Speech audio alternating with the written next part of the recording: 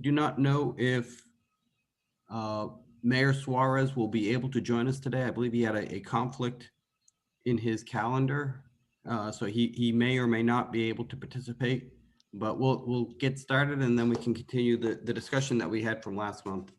And I would like to hit a couple points to bring up before we get into the open session of the forum, just for your awareness. The first one is on January 25th, the city of Miami will be hosting an event on resilient cities as part of a global event that will be happening that day. It's the UN Global Commission on Adaptation will be hosting a climate adaptation summit. The event will be uh, primarily hosted out of the Netherlands with anchoring events around the globe. And we will be hosting the event on resilient cities from 1 to 3 p.m. We'll be putting out more information on it through our communications office on how to register and the program and the participants. But this will be a really huge event with a number of national and international leaders participating in different parts of the forum to really look at how can we take climate adaptation to the next level, kicking off a decade of action to strengthen our cities and make them more resilient. So it should be a great event, and I really would encourage you to listen in at least for the Miami portion of that event, which is from 1 to 3 p.m. on January 25th. The next thing is uh, a little over a year ago, we published the Resilient 305 strategy working with Miami-Dade County and Miami Beach, and we're a year into it. So on January 15th at 10:30, we'll be having a press release with the three mayors to release the year one report, which will talk about that strategy and how we are doing as far as implementing many of the recommendations that are in it. Along with that, there'll be a report that will come out that will talk about the accomplishments from the first year. Next, a lot of folks here are very concerned about the U.S. Army Corps of Engineers back bay study. There's been some discussions with them over the past month since everybody provided their comments, and they will be coming back to the Miami City Commission on January 28th in order to give an update presentation and have further discussion with the commissioners. So, you know, with everything in our commission meetings, I can't tell you an exact time, but we are targeting sometime in mid-afternoon to have them give their presentation and have the discussion about changes and things that have occurred with that study and the recommendations that hopefully will be sent to Congress about a year from now. And the last thing is, Alyssa, if you could talk a little bit about our webpage and the greenhouse gas mitigation plan that we've been working on. Yeah, no problem. So first, starting with the website, I know that a few people have reached out about being interested in beta testing when that becomes available. So we'll reach out. That'll probably be sometime late in January, early February. But in the meantime, climate change has now been moved to the front page of the City of Miami's website. So when you go to miamigov.com, you scroll down, it'll say climate change in the City of Miami, and you can click there to learn about how it impacts the City of Miami and what we are doing to date to address climate change concerns. In regards to the greenhouse gas reduction plan, we are working on interim targets for our carbon neutrality by 2050 goal. We are hoping that the mayor will be, let's just say, announcing an interim target at the State of the City address, which is in mid-January, unless that changes because of something else going on. And then starting roughly in February, we'll be doing community outreach to work with you all on implementation strategies and thinking about how we go about actually achieving these interim goals that we have set out for ourselves. So more to come on that. But the closest next thing that you'll hear about it is the interim goal from the mayor at the state of the city. Before we move into, we did receive a couple questions, but does anybody have anything to talk about or questions about the information that we put out already? And then we'll start going into answering the questions that we received.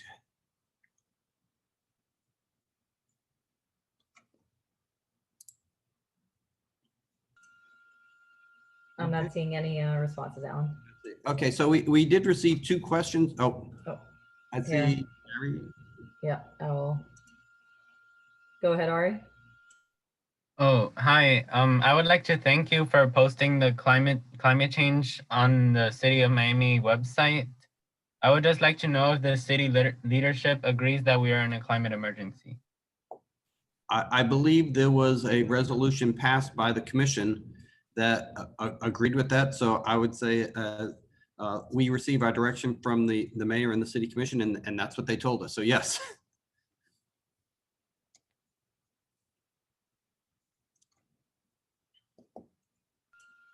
Nothing else, Alan. We can move on to the questions. Okay. So the first one came from Greg Hamra, and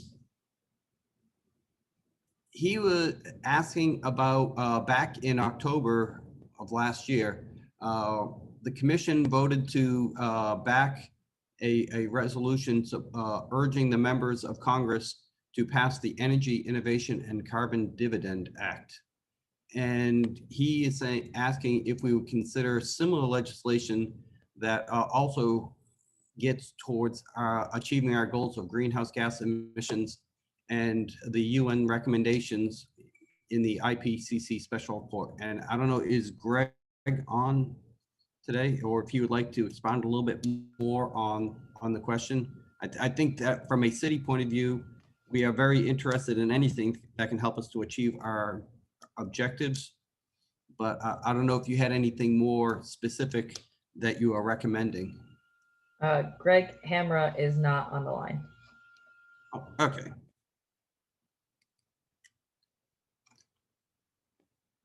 Okay, well, that is something, if anyone has ideas, as we're working through this greenhouse gas mitigation plan, we definitely do want to take any recommendations, suggestions you may have and consider them.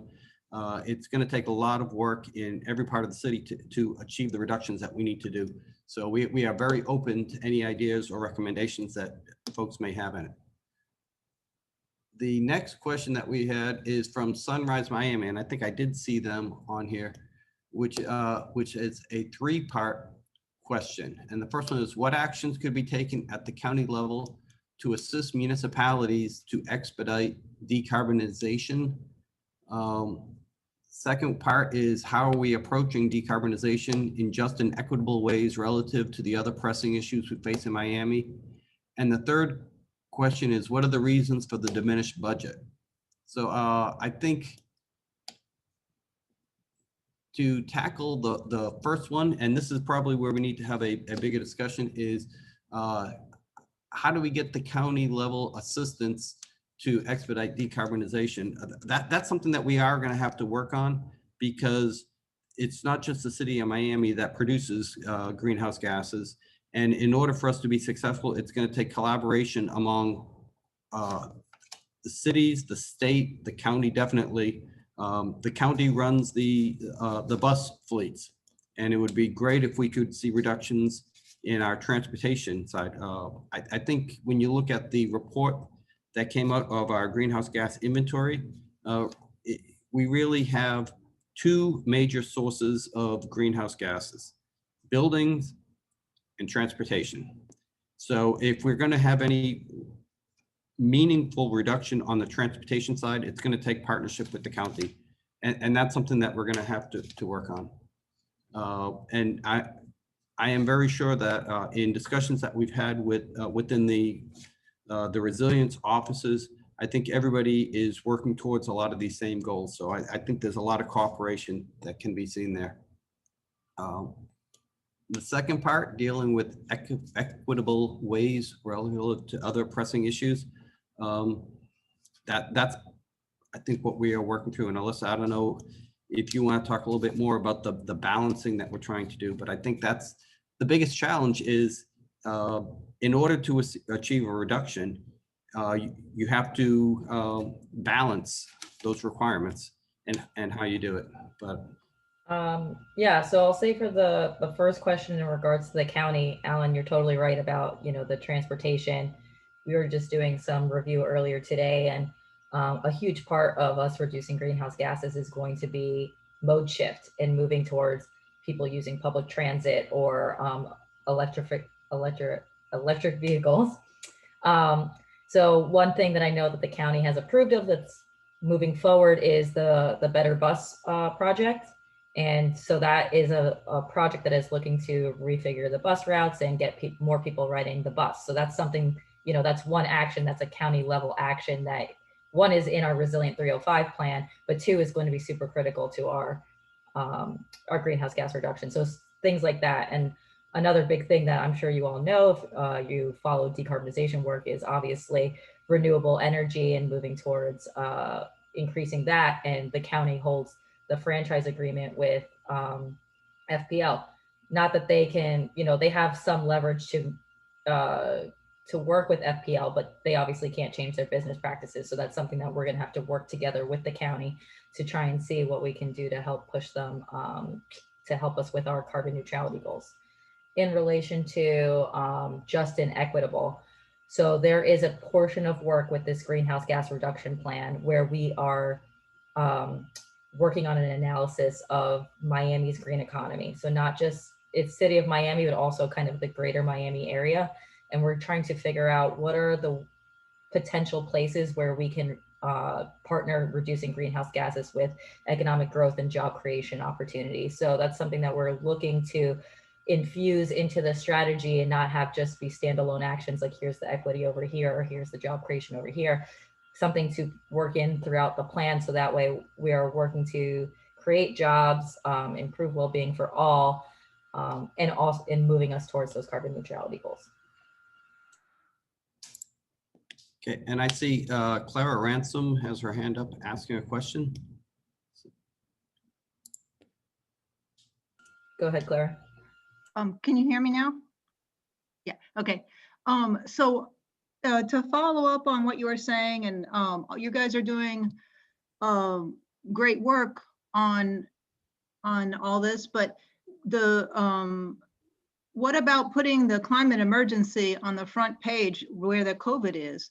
Because people can't see it. And a big part of what you're doing is for public outreach and to tell the public that they're in a climate emergency and they should be taking the bus, and what all the good things that you're doing, you need to put on the website. People, they see the COVID there, but they don't see the climate emergency. And I know you put it way down at the bottom, but I would like to see it on the top in where the COVID is. That, you agree we're in a climate emergency and the city recognizes that, but the public doesn't know. Yeah, I think as we were trying to work through with our IT department, that was the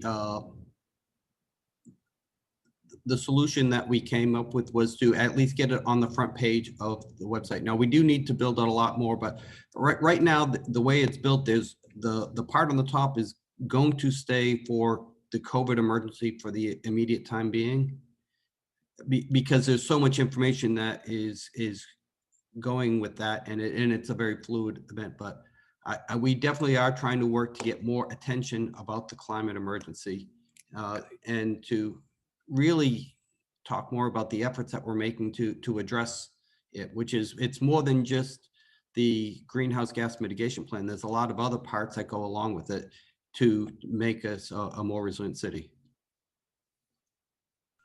And we have a hand raised by Sunrise, so go ahead. Hi, everyone. Thanks so much for taking all those questions. I want to thank the organizers who brought up the point about the website. However, I think that public opinion is mostly on our side, and most Miamians know that climate change is happening. So my question is, we know that the constituencies and pillars that we have to sort of interact with and topple to get our action go across cities, all the municipalities and county government. What seem like the best things, judging from your experiences, as to what's blocking the most action we can take right now and what the public can strategically rally around so that we can expedite the process? I think that might have not been clear in the way that we wrote our question a while ago, but that's sort of what a lot of members have been wondering. And I'd say that's exactly what we're trying to figure out in this plan. Because just looking at the numbers, in order to achieve a 30% reduction in greenhouse gases, will take significant efforts in how we build new buildings, how we'd have to modify existing buildings and structures, how we would have to change the way we do transportation in the city, dealing with private vehicles, increasing public transportation options, shifting the type of vehicles. And all of this weighs into how much we can reduce. From the initial work that we've done, it's going to take significant effort in all of these areas. And so, and that's what we hope to work through coming out of the holiday season and wrapping up in April, is a plan to hit all of those areas and say, it's not only, well, we need to reduce 5% in buildings to make them more efficient, but what are the changes that need to happen? And then how do we work with either changing ordinances? How do we work with private developers or building owners to make those changes actually occur? Because there's a financial cost that goes along with it. So that's what the strategy is all about, is to figure out how do you take that 30%, split it among all the areas that we can make reductions, and then what actually has to occur to make the change happen. And it really is, it is a lot more than just saying we're going to cut, because if you're saying we need to cut the number of cars that are driving on the streets by 30%, we still got to figure out how to move people back and forth and get them to where they're trying to go. So those are the things that we have to really work through. And it's going to take a lot of involvement of the public as well as city staff to figure out some strategies to reach it. And I don't know if that really is helpful or not, but. I'll say, I think JP was on the line. When our carbon neutrality strategy is released, you will have your advocacy agenda. We're putting out a plan. We're saying that these are our goals. We hope the community keeps us accountable. That's the role that the great role that the community has played, is that they have really followed up and made sure the city has kept its promises. So when that's out, then you'll know what to rally behind. There are things beyond the city's control that do also need advocacy, and I would say the biggest one is probably renewable energy. The city has limited power to do that. The county has limited power to do that. It comes down to the utilities. It comes down to national policy. So those are other things that outside the immediate local community that you all can also work to advocate on. And I think one of the things that came up about 2 months ago in the meeting is, as part of the budget process, is at least within the city staffs and the departments, trying to have some measures in our budget to hold city departments accountable towards whatever their portion is of the reduction. So you can see that we're doing our part. And that's something we're going to have to work through as well. I'm not sure if Sunrise still has their hand up, so I'm not sure if there was a follow-up comment from you all, or your hand was just still up. No, all good. Sorry. Thank you. No problem. We're going to go to Mihai.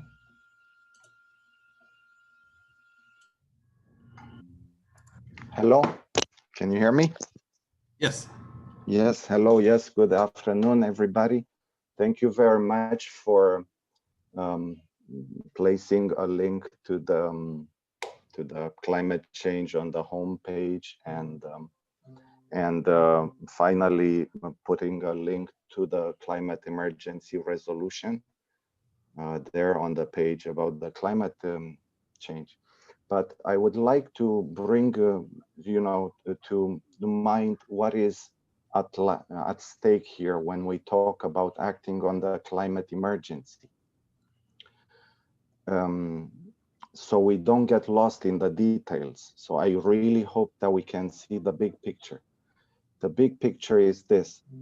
What's at stake is the life of these young people here with us on the call, and the life of all the children and all the future generations and all life on Earth.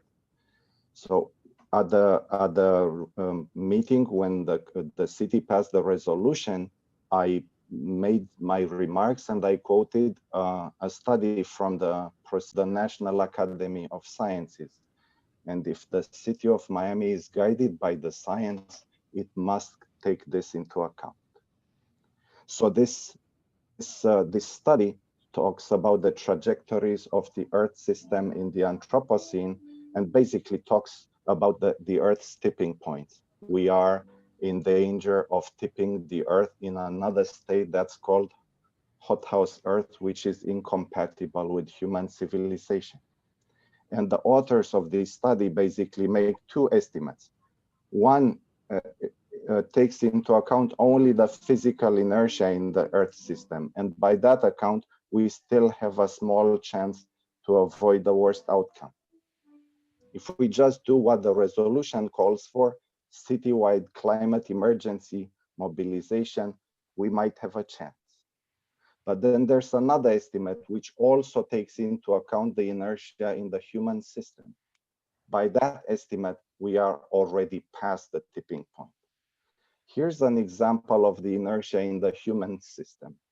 Declare a climate emergency and then wait for another year to put a link on the website. With this kind of inertia, we are already gone.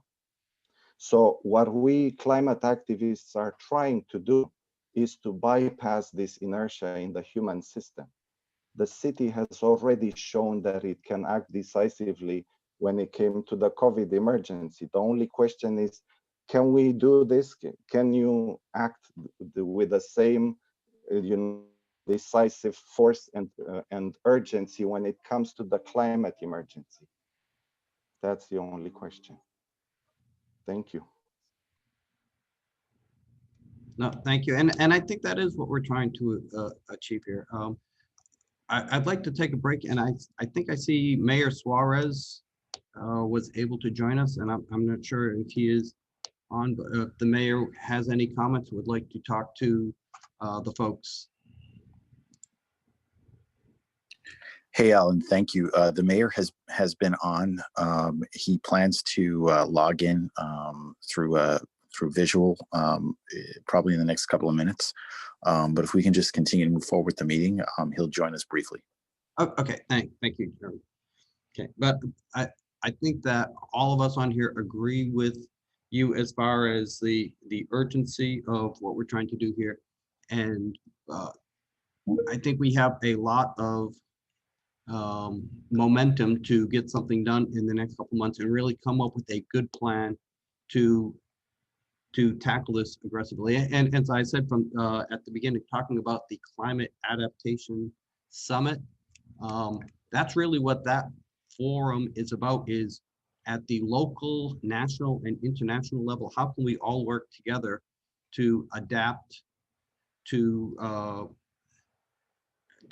our cities and communities to the climate crisis, and how can we really accelerate those efforts?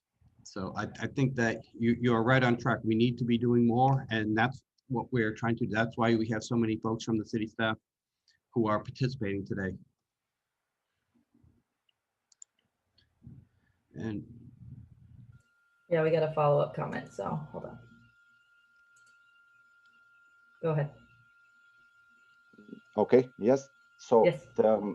so when we talk about adaptation, what this study shows is that an adaptation to hothouse Earth is impossible.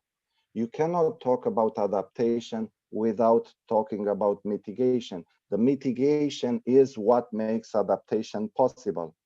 That is, if we are able to keep the earth in this state called it's a that is like our stable climate that we had before. It's called stabilized earth. In order to stabilize earth, we must reduce and eliminate emissions as fast as possible. So talking about adaptation, talking about mitigation is not realistic. It's not one of the available options. That's why we need to let everybody know. If I go to my next door neighbor, and ask him, do you know anything about the climate emergency? What do you think he's gonna tell me? He's gonna say, oh yes, the city passed the emergency a year ago, or he's gonna look at me like, you know, I'm from another planet. This is the question. Everybody knows about the COVID emergency. They need to know like that about the climate emergency because it threatens their lives just the same.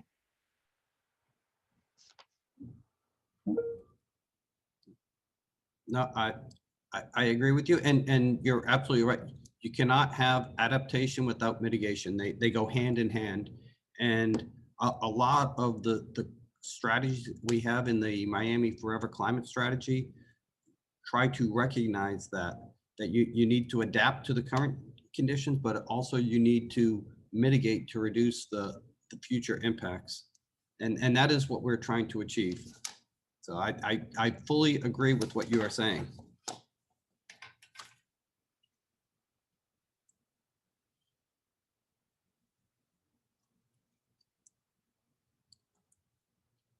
Okay. We have no current questions. But I maybe also it might help to also just call out who is on the line here, because the attendees can't see the people who aren't on video. Oh, the panelists. Okay, so well, first of all, what I'd like to do is introduce to all of you here our new Director of Planning.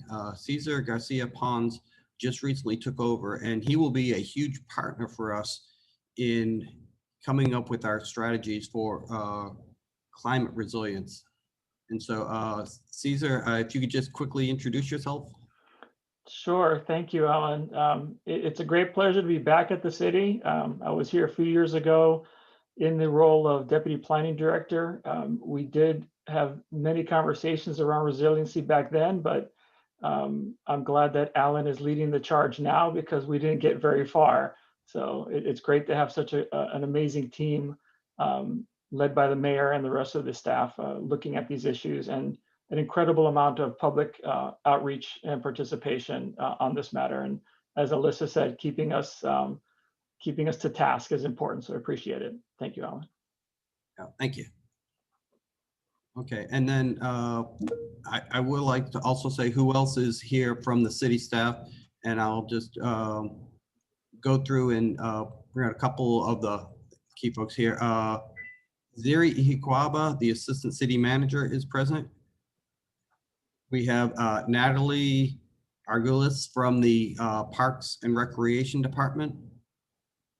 Oh, I'm sorry, I was looking at the wrong list. Also from Planning, Sue Trone, who has been a huge partner on this. Suleiman Uchkani, who is overseeing the Miami Forever Bond.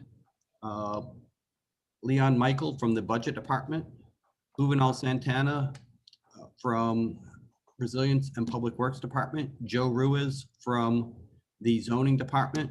Jose Regalado, who also works in the City Manager's Office. Jonathan Klopp, that you all know from our Resilience Office. Hector Badia from the Office of Capital Improvements. Alfredo Duran from the Housing Department. Miriam Flores, who is from the Resilience Office and organized the event.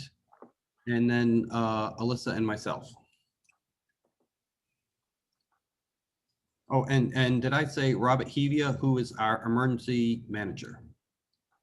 So if you have questions for any of those departments or people, we are available to try and answer your questions or listen to you about any ideas or recommendations you may have.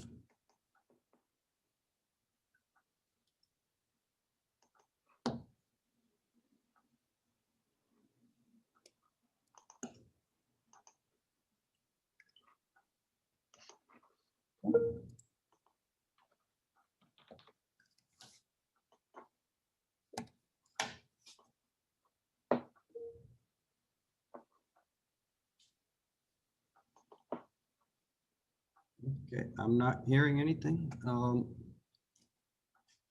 Alyssa, is there anything else that we would need to try and put out, or? Either Alyssa? I was going to mention that we had discussed if we wanted to provide any updates on the bond. Yeah, Suleiman, could you talk a little bit about that? Hey, everybody. Yes, sure, of course. All right.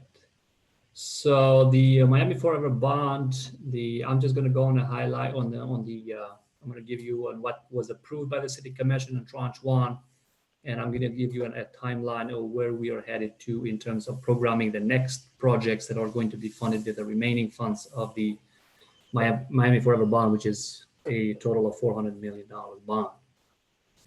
The first tranche, 33 projects that was approved back in December 13th of 2018, consists of 33 projects. And so far, we have made significant progress on those 33 projects, with about 3 projects currently in planning, 13 in design, 4 in bidding, and 10 in construction, and 2 projects are complete.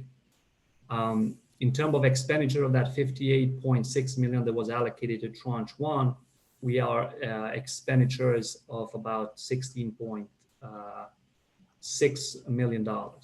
And some of the key highlights in terms of accomplishments to that is that we committed to install 50 backflow valves, and we were able to do 99 of them. We were given from the FDEP about $1.5 million to continue installing more backflow valves, and we have completed about 33 so far. And we're also still pursuing other grants that are available to make sure that we actually install. And I think, Alan, if I'm not mistaken, we are about 400 and something backflow valves throughout the city. I think we have 480 or so. Yeah. To be exact, yes. In terms of the one of the localized drainage challenges that we have in the city, we addressed the Fairview flood mitigation projects. The consist of 2 phases.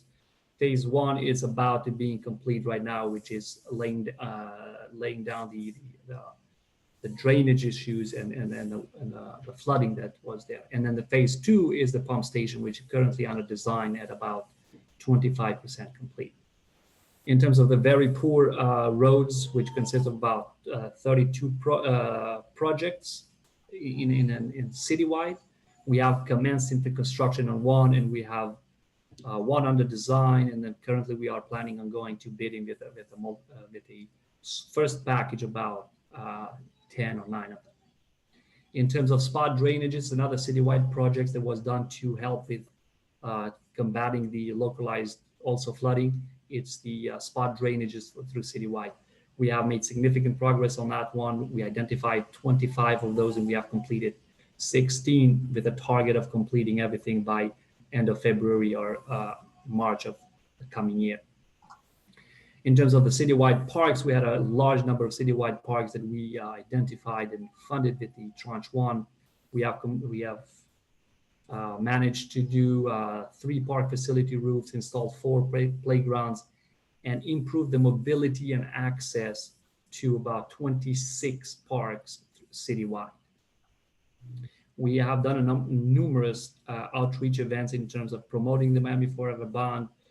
Given the COVID-19, that had slowed down us a bit at first, but then the city was able to make sure that the community is involved in terms of getting feedback on the designs that we're doing on the bond by creating a online page where we put our conceptual designs, where the community can go and give us feedback.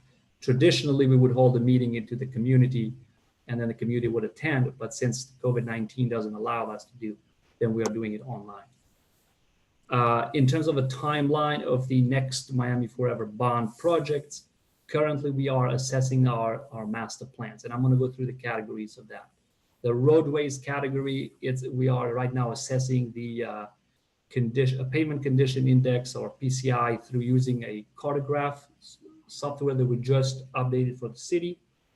And we are analyzing to understand, to get a prioritized list for the most road improvements needs within the citywide, which then we're going to bring it to the community, to the commission for consideration and approval. In terms of parks, we're doing the same thing.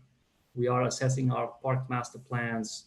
We have a parks heat map that we are assessing in terms of trying to prioritize the needs for where the city needs more open space and green space in the city.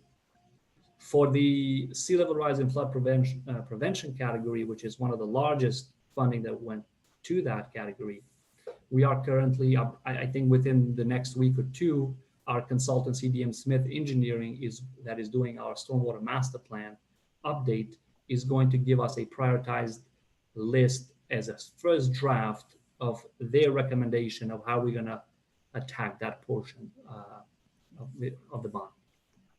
Public safety, we had only one project, that was Fire Station 10, that currently is in the cone of silence. We are seeking a design criteria professional to do a design criteria package for a future design build project.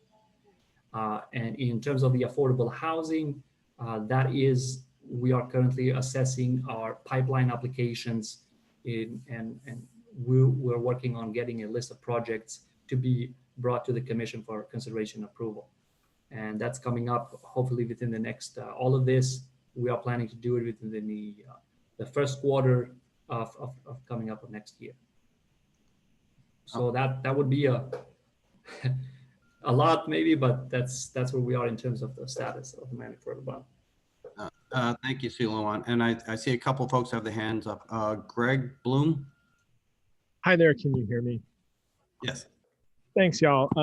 Alan, your dialogue that you just had with Mihai was really great to hear. And Suleiman, all the things that the city is doing, it's really great to hear these things.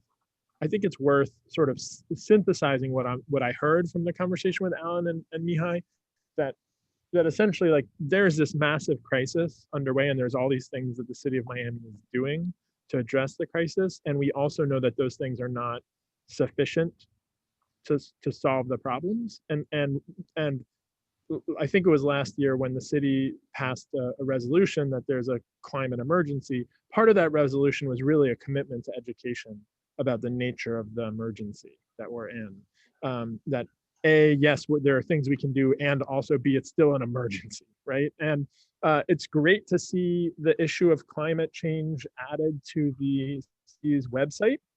I noticed it's like the bottom right hand item on the homepage. And I also see this banner about COVID-19, the COVID-19 emergency at the very top of the page. And I think like one, simple step to upholding that commitment to treating this as an emergency would be to clearly flag information about the climate emergency at the top of the homepage as well. I think that if we are truly an emergency, if we consider that statement to be really serious, this is a small but really important step in the direction of recognizing it and naming it. Now, we will talk again to see if we can and do something more on the webpage. I can't commit to being on the top of the page. As I said, right now, the COVID issue got the top block on it, but I think that we'll see if there is something more we can do, and definitely as we're bringing out the webpage. And also, since a lot of our discussion here has been talking about greenhouse gas mitigation as probably the primary concern, maybe when we do this next month, we can do a presentation more about where we are on that effort and talk about some of the numbers and the work that we've done as far as getting that plan in place? Would that be something that people would be willing to spend a focused block on during the next meeting, which is January 26th? I think that'll be after the state of the city, so that would be good. And I think we can talk not only about the goal that the mayor will be putting out, but also we can start really getting into the nuts and bolts of what the strategy needs to include in it and the measures that we can take to make those reductions that are necessary. And Greg, would that be something that you think would be helpful? I think we just.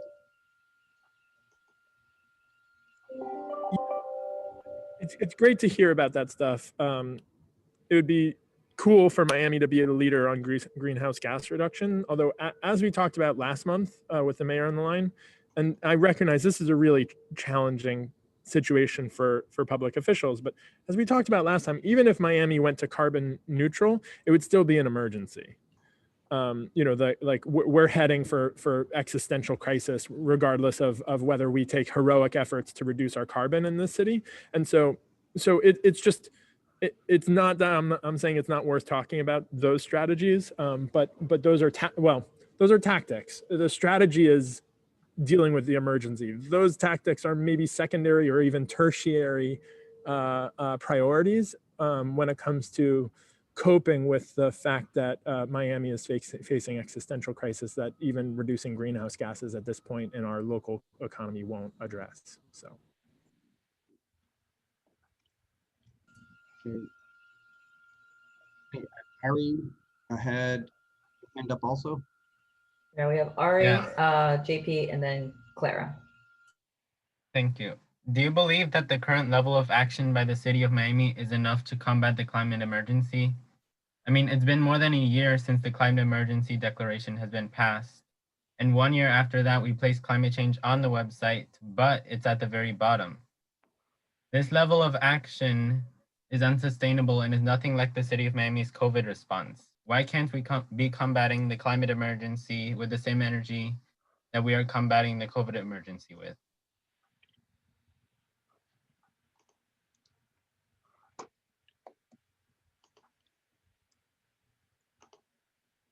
Okay, I will tell you that from where I sit, the climate emergency is what we are focused on, and we are trying to bring as much of the staff into this as possible to prioritize it. And it has risen in priority in our budget. It's risen in priority in how we are managing it and the support that we're getting from the mayor and the city manager's office. So I do agree it is an emergency and important. However, we are doing what we can, and a lot of our focus has been on trying to increase, focusing on what is most important, which is the greenhouse gas mitigation. That's where we've been spending a lot of our efforts. So we'll continue to try and get as much support from all the departments working together to come up with strategies and plans to address it. All But right. I think you can see that over the last year, we have increased efforts on a lot of these climate-related issues.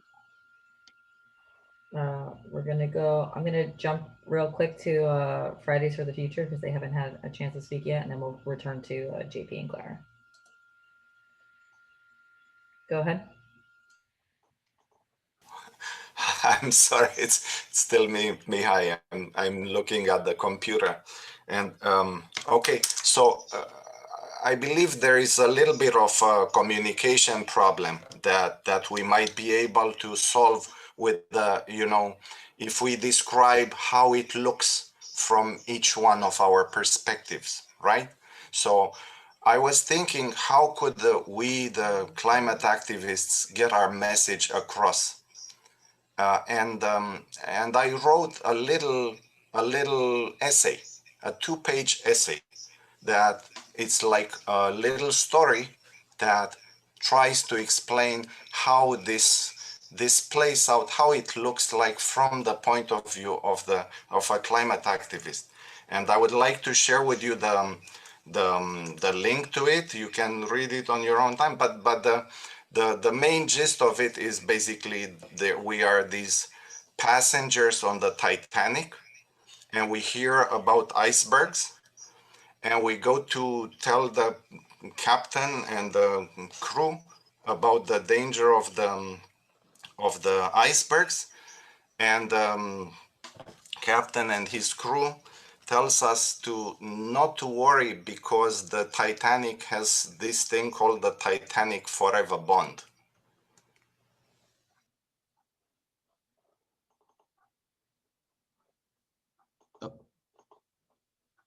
Did we lose him or?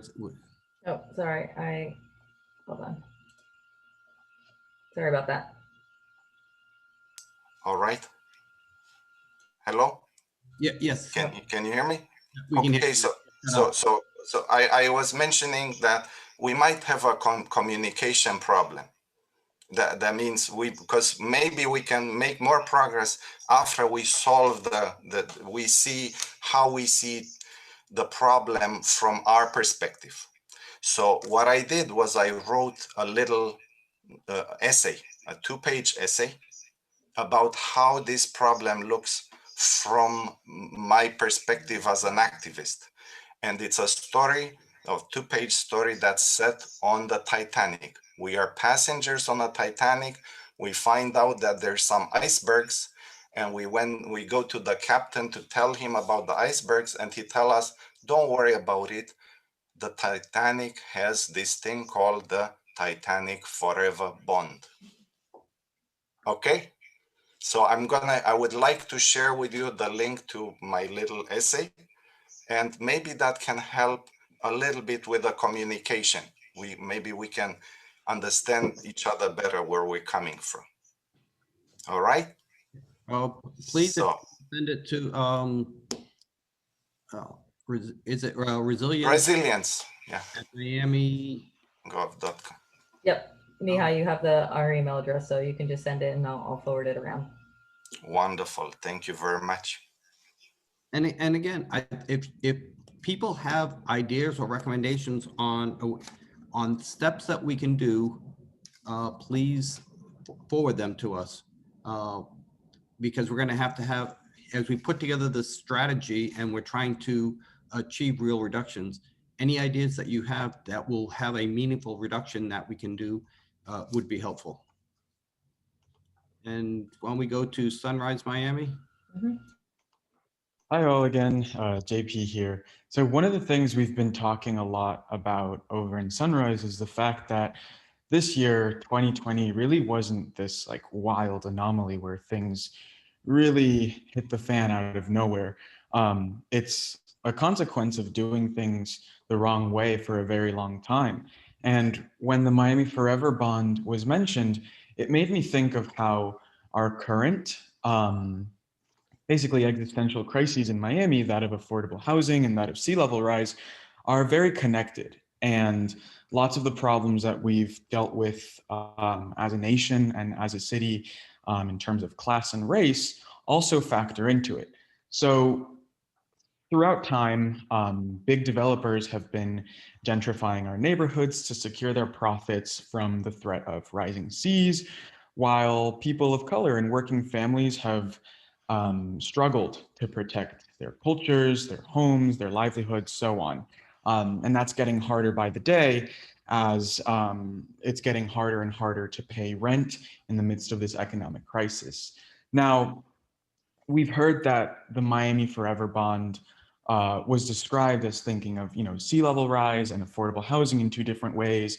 And there's this like big $100 million investment in affordable housing. But my question is, going forward into this year, with everything we've learned about how our problems have really been created, how much thought are we putting into the Miami Forever Bond when it comes to climate gentrification?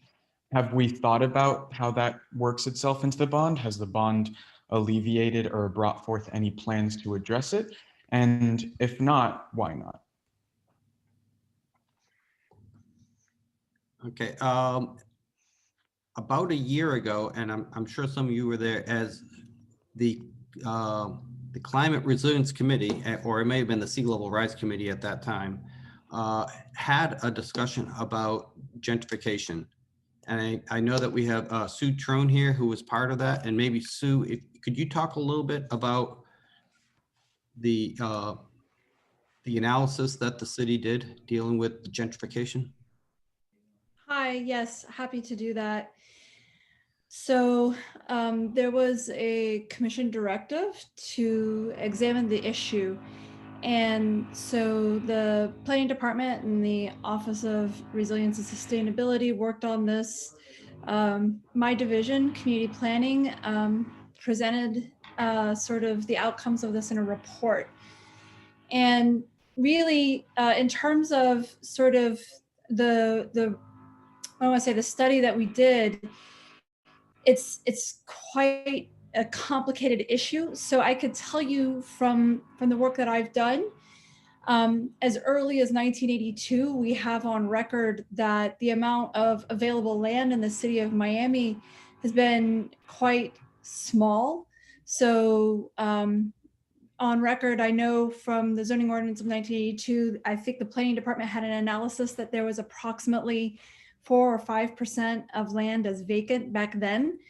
So one of the things we're kind of trying to be conscientious of is the fact that the city of Miami has been urbanized for a long time, and there is a limited supply of vacant land. And we are dealing with that at the same time as we're dealing with the issue of sea level rise and all of the other challenging issues of climate change. So,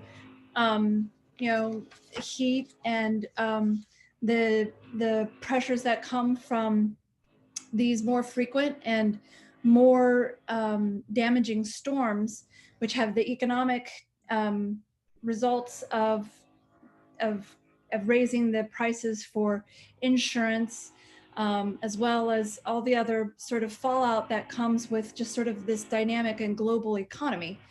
So it's interesting because the narrative around climate gentrification starts with this idea of the price of living in the elevated areas of our community, right? Where traditionally those were the places where living was more affordable, and that one thought is that sea level rise is the only force that's driving up those costs. But I think that our analysis shows there's a number of factors that are driving that. So on behalf of the planning department, I know we are trying to explore a number of policies that we could try to bring to the fore to address this. Approximately somewhere between 45 and 50% of the city is zoned for single family and duplex zoning. That also constrains supply. And so we're looking for various ways we can also sort of loosen the valve on this. And I think one of the other things that is brought up in the study on climate gentrification, which taps into just minimally from the study on climate gentrification, which was written by Jesse Keenan and his co-authors, he makes a mention to a concept which is called green gentrification. So he raised this issue that I believe it was in the Netherlands, there was this place that used its public resources to invest in resilience, and it's very expensive to do these things. You can have the other effect where it becomes very expensive to maintain these things. So I think having sort of a 360-degree view towards these things is very important. So there is a literature on green gentrification, and there was a very interesting report last week on WLRN that I think sort of examined some of these ideas, and it was actually thinking about that and talking about Miami Beach as its own sort of case study without using the words green gentrification. So I think these are all sort of things that we've been sort of dealing with and thinking through in the planning department. JP's got a follow-up comment, and then we can pivot to the mayor. So just real quick. Thank you so much, Sue. I'm glad that you have unofficial thinking about things as conscientiously as you. Yeah, I think it's worth noting that when we have resource scarcity, in this case being land, the resolutions and priorities that we put in place as a city, as a government, really considers what we deem priority. So it means what we deem disposable versus what we deem valuable. And in this case, it's a lot of families versus historically the profits of developers. So I'm wondering if one of the things that can be put forward, I don't know in what way, I guess that's somewhere that I'd talk to you or to other folks on this commission, is how the public can galvanize and put support around a resolution or guardrails that would really prioritize investment and security towards the most vulnerable communities today that lie on this prime real estate, and because they can be easily preyed upon. So I would love to follow up with our group over at Sunrise, maybe talk to some other officials as to how we can do that. Because yeah, lots of families are hurting, and the crisis has definitely scaled up in scope since COVID happened. So thank you very much for answering that question, and we look forward to working with you. Okay, and we're almost out of time, but Clara has had her hand up for a while, so we'll let you have the last comments.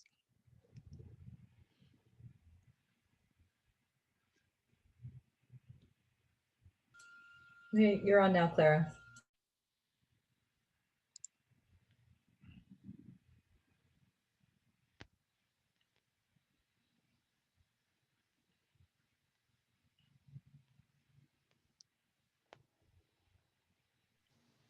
You're on mute. Can you hear me now? Yes. Okay, so I just wanted to add real quick before we go that everybody's comments, I appreciate them. But as far as the banner at the top, you seem hesitant to put it at the top of the banner, like the red banner at the top, climate emergency. It doesn't take any planning to put it on. It's free to put it on. It's no guarantee that it solves the problem, but it helps education. It helps to educate the public. So it doesn't cost any money to put it up there. And it's a simple commitment that, yeah, we're in a climate emergency. You mentioned that I think you mentioned that you wanted to reduce the cars 30%. Well, how are we going to get people to commit to not drive their car if they don't even know there's a big problem? And it would help educate the public that there is, in fact, a climate emergency. Right, and I would say my commitment to you is that we will talk again with the city manager's office and the IT department and the communications office that run the page. However, right now, because of the COVID emergency that we're going through, that is the banner on the top of the page. And so we will talk to them again, but the decision was that that needs to be the banner at the top of the page. So that is why we got it on the front page of the website, but it is down in the blocks in the bottom. Maybe after the COVID crisis is gone, if they remove that banner, we can put something up there then. But right now there's one banner for the website, and it is the COVID one. You could put it in the middle. The COVID could still be there. You could put it in the middle or to the right, but as long as we don't deal with the climate emergency, we're going to have pandemic after pandemic. We're going to have more and more problems. So to say that let's finish with the pandemic, we'll have more if we don't deal with the climate emergency.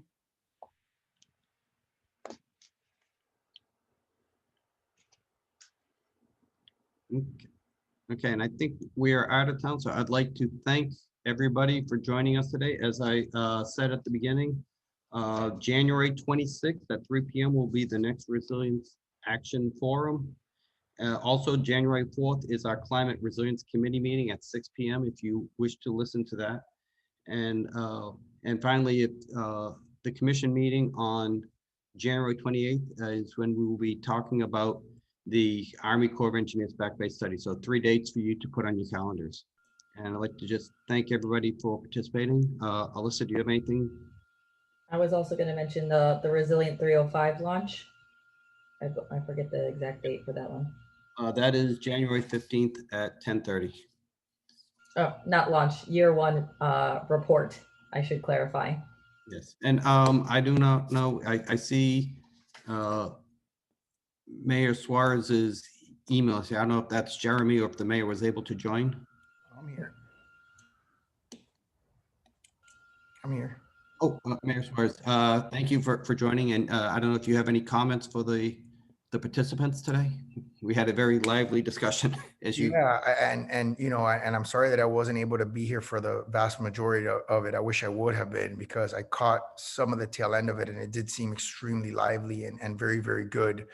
I think one of the things that I caught in the tail end is that I want everyone to know that we have a pledge, and this should also be on our website, a public land for public good pledge, meaning that a big part of our housing stock as we continue to create affordable housing, which is one of our main priorities, is making sure that the public land that we have, which is going to be a big component of that affordable housing, is pledged for a public good. So that means that there's community participation in the process of developing that land, to the extent that we can standardize it, we do, and that it be a project that is holistically created by and with the support and input of the community. So that's a big issue. I just want to commend you for continuing to elevate this issue. This is a top issue for us, resiliency and climate resiliency in particular. You know, it's one that I can tell you, I've been on a sort of a Twitter thing for the last couple of weeks on tech coming to Miami. And one of the big discussion points is, are we prepared for climate change? And are we preparing and investing in maintaining our infrastructure? Obviously, we talk about all the things that we continue to talk about in this group. And I will get a download from Alyssa and Alan after this meeting, and Zeri and Robert to see, you know, exactly what were the discussion points, so we can move and hopefully be at the next meeting as well. Thank you. Oh, thank you very much, Mayor. And thank you everybody for joining. Thank you, guys. Thank you.